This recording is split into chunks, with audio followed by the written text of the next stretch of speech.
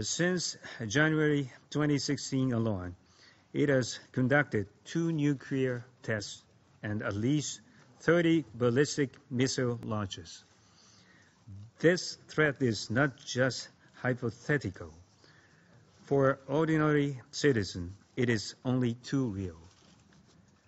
On 6th of March, North Korea launched 4 ballistic missiles, 3 of which landed within Japan's exclusive economic zone.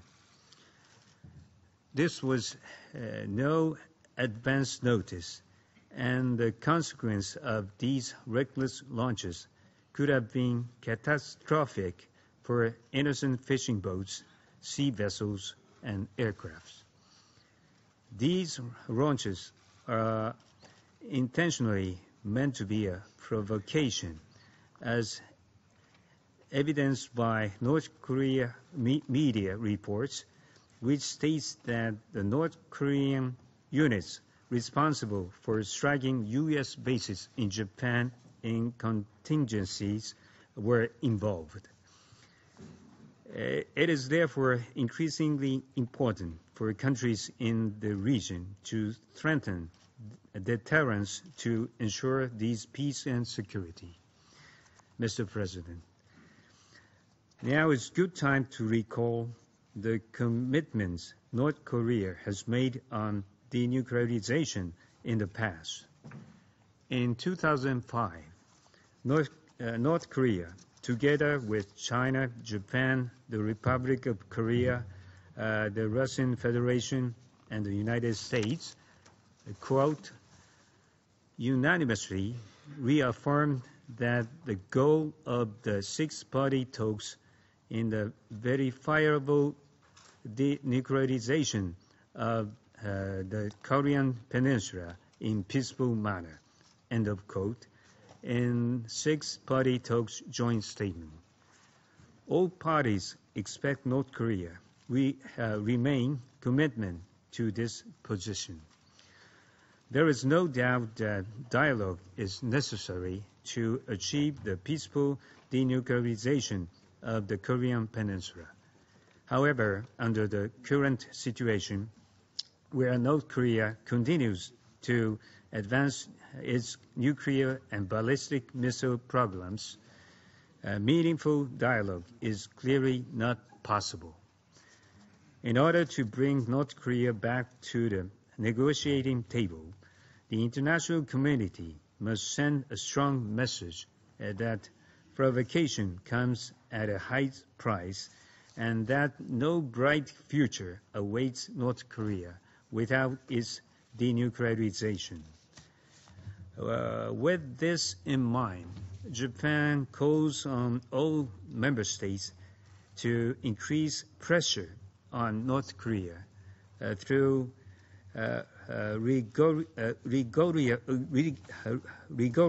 rigorous and thorough implementation of relevant Security Council resolutions. Japan has been implementing additional measures against North Korea, which go beyond the obligations under the Security Council resolutions to severely restrict the flow of people, goods, and funds, including the total ban of exports and imports. Japan has also actively assisted capacity building for ASEAN countries in order to enhance the effectiveness of the Security Council resolution.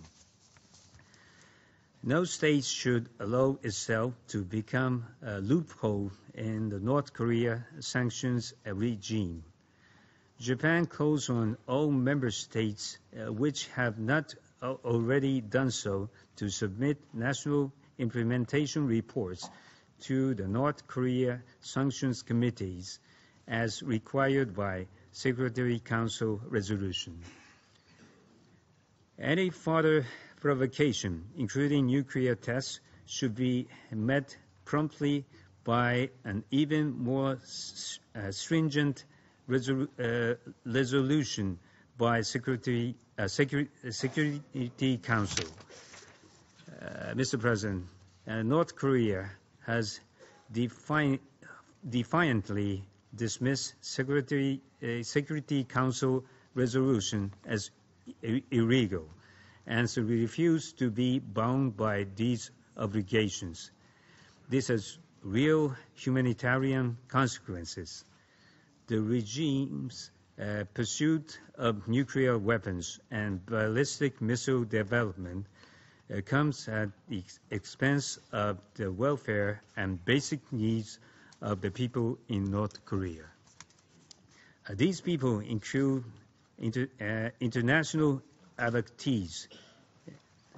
In the past, North Korean agents infiltrated Japan and abducted a number of Japanese citizens, including a girl as young as 13 years old. Abductees' futures have been stolen and their families torn apart. Japan attaches the utmost importance to the abductions issue, which undermines the sovereignty of Japan and casts fear over the lives of our citizens. Victims of abduction are not limited to Japanese citizens.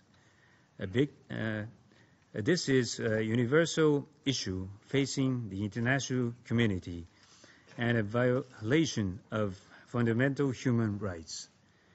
In urging North Korea to take concrete action on this issue, Japan asks for the international community's support and understanding.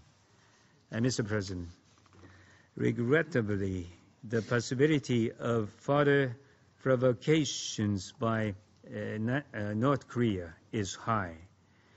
The Council must send a clear message that such actions will only lead to more rigorous responses from international community. Japan strongly urged North Korea to demonstrate its seriousness as well as concrete actions on denuclearization. Japan looks forward to continuing to work closely with all of our colleagues here today on this matter. I thank you, Mr. President. I thank His Excellency Mr. Kishida for his statement. I now give the floor to His Excellency Mr. Mankur Ndai, Minister of Foreign Affairs and Senegalese abroad of Senegal. Merci bien, Monsieur le Secrétaire. Thank you, Secretary of State, President of the Security Council, the Secretary General of the United Nations,